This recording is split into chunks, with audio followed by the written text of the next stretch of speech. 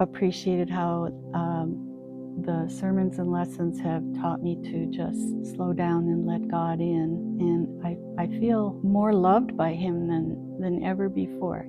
It's been something in my life that I have often felt I didn't deserve, and yet I feel like I've opened myself up to the overwhelming love that He presents, and often feel like I'm just crawling up into the palm of His hand and resting. It has been just a wonderful journey, and now I know it's going to go on forever. So that's just a blessing.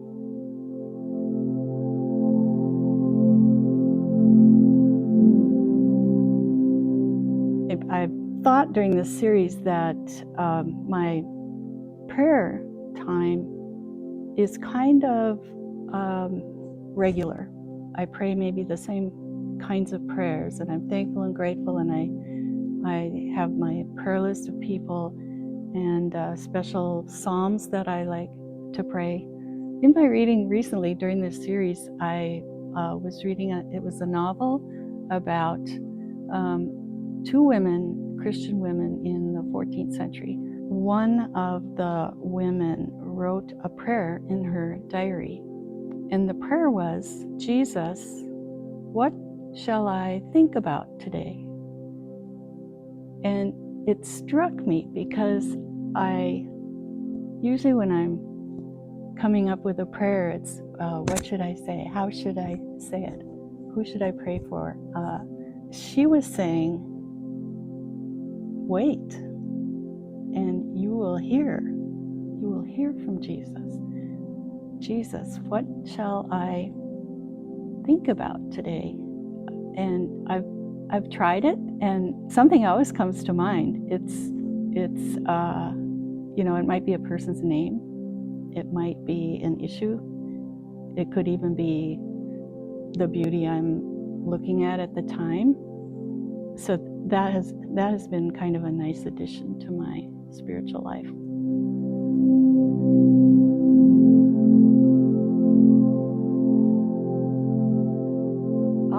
I think I've become a calmer person, not as ruffled by the daily ups and downs, more at peace with whatever the day is going to bring. We're currently remodeling our kitchen. That I had heard from so many people over the years while I was waiting to remodel my kitchen, that it's one of the most stressful times in life. And I thought, well, how could that be? And then you run into situations, maybe some errors, maybe some forgetfulness, or maybe some mistakes made by craftsmen, and I have been able to take the peace I feel through this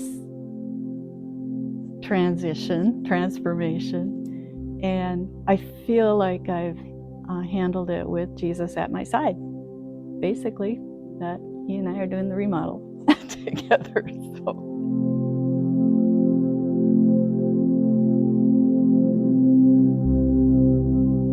It's sometimes something that I feel like I don't even deserve to even try to be anything like Christ, the Savior of the world. I feel so humbled that I even have had the privilege of knowing Him as many years as I have. But I do know that He wants me to love others as He loves us. And His love is overwhelming to me. It's beyond what I even can comprehend. But in my own way, I think I can imitate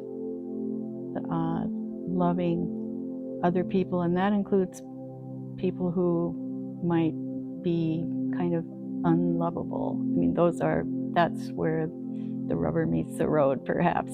And I do know love. You know, I do understand love from a human point of view. I can comprehend my loving someone, so it's something I can work with and take it as far as I can. And by no means am I there, but that's what I see when I see Jesus and when I see God in my life. That's what my marching orders are.